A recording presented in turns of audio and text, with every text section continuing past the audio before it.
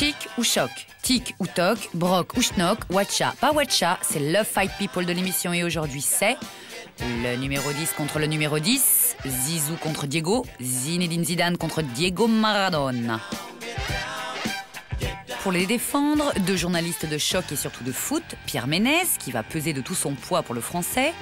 Je pense que si on parle de classe, Zidane est infiniment plus classe que Maradona. Je pense que Maradona, il est tout sauf classe. Et Chérif Guémour, un barbu, qui joue aujourd'hui pour l'Argentine. Zizou, moi je trouve ça naze. On reste correct sur le terrain, les gars.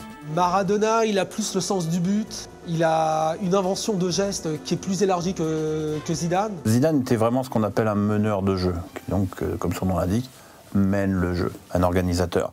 Cool, on parle football, ça c'est bien. Maradona, lui, il a toujours été 100% freestyle.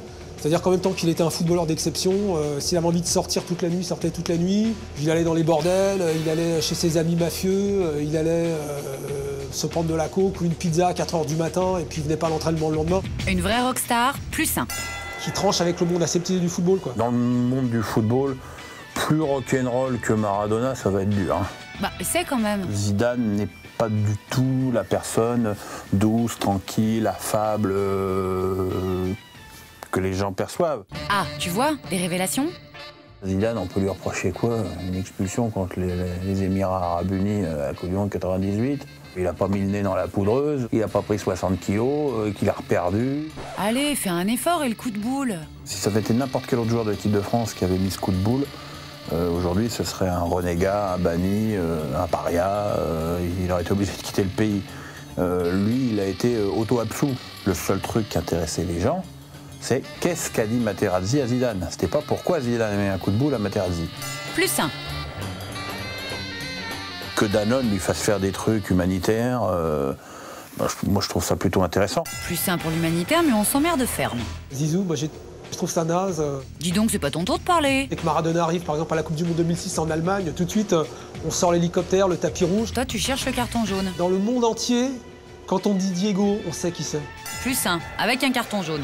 Je pense que dans n'importe quel pays du monde, vous demandez, donnez-nous les 10 meilleurs joueurs de tous les temps, il est dans les 10 dans tous les pays. Dans 5, dans les 3 quarts. Tu fais foot au matube, j'y comprends rien, ça fait une moyenne de combien ça? Bon, dans le doute, plus un. Il est mystérieux, je pense qu'il a quelque chose de mystérieux dans le regard, il y a quelque chose de mystérieux. Alors évidemment, depuis la finale de la Coupe du Monde, on est au-delà du mystère. Les mecs qui font les mystérieux, c'est pas ma cas, moins un.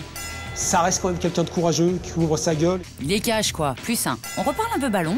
Zidane a gagné la Coupe du Monde et le championnat d'Europe des Nations en jouant dans 2 grandes équipes. L'Argentine a été championne du monde grâce à quasiment un seul joueur. Bon bah plus un alors. En trichant aussi contre l'Angleterre avec ce but de la main. Ouais, mais enfin c'était la main de Dieu. C'est une belle histoire, Maradona.